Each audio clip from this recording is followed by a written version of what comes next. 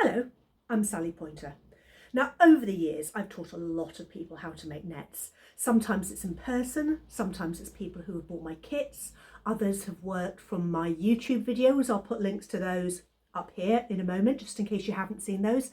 I'm also at the moment working on a brand new full-scale history of net making book. This is going to cover everything from the Paleolithic to the modern day. And as we work through each chapter, we're going to learn new techniques, new skills, and do lots of different projects. I'm really excited to share this with you, but it's not going to be out for quite a little while yet.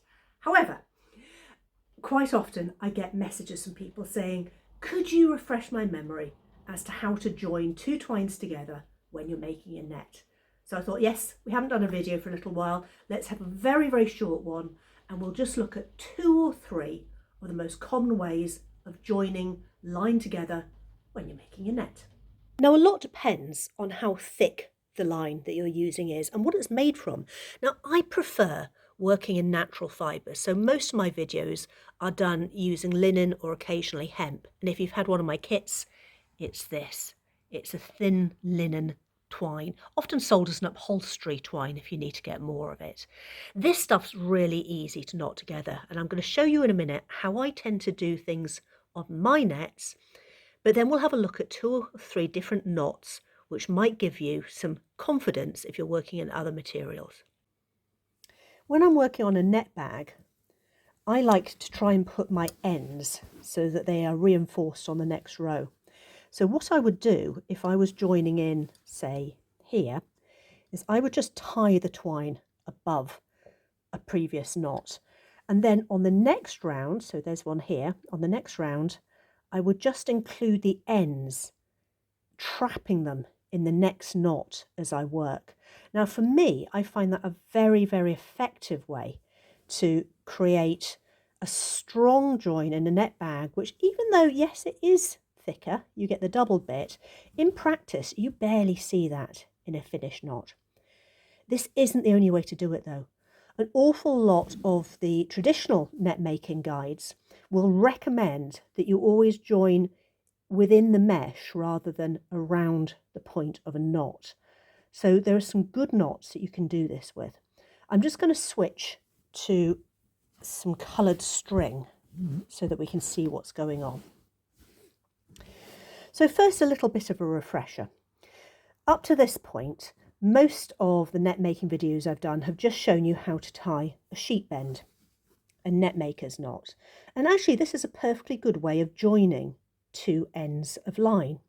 So if we use our yellow line as our old string, you make a bite, and a bite is just the loop in the end of a piece of string. You bring your new line up through it, you go around the back, and you tuck it under. So this is exactly the same as the sheet bend that you'll make if you're using a shuttle. Pull it tight, and in a lot of twines, and I am using the word twine and string and yarn interchangeably here, but in a lot of twines that will do the trick.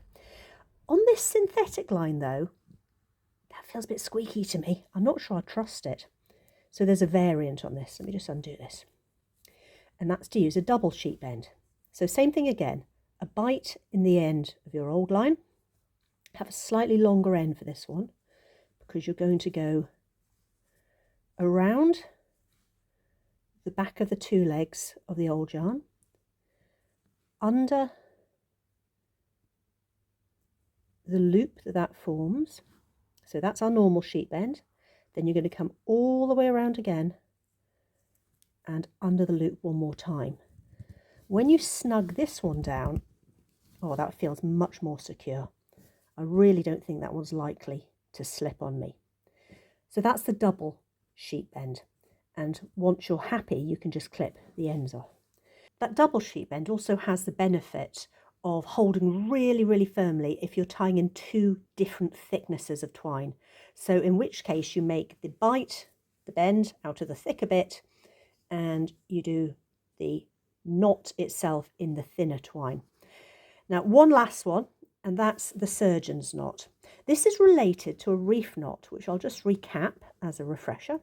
A reef knot is one of the first knots most people learn how to tie. It's the one where you take your right over your left and through, and then your left over your right and through. Now, a reef knot is a useful knot, but it can quite easily slip, and then that's going to come apart. So a surgeon's knot just adds an extra twiddle to make it a bit more secure. So we start in the same way, right over left and through, but then you go round one more time. So you've gone through a couple of times, and then you go left over right, just once this time. And when you pull it up tightly, that's really, really snug and strong, and it's a very difficult knot to slip. So there we are, 3 knots. We have the sheep bend, the double sheep bend, and the surgeon's knot. All 3 of these are brilliant ways of joining twine together when you're making a net. That'll do from me for today. Happy crafting. I will be back with more net making videos as I get further into this book project. But for now, I hope everyone's enjoying the spring weather and that you've got lots of exciting projects on the go. Bye for now.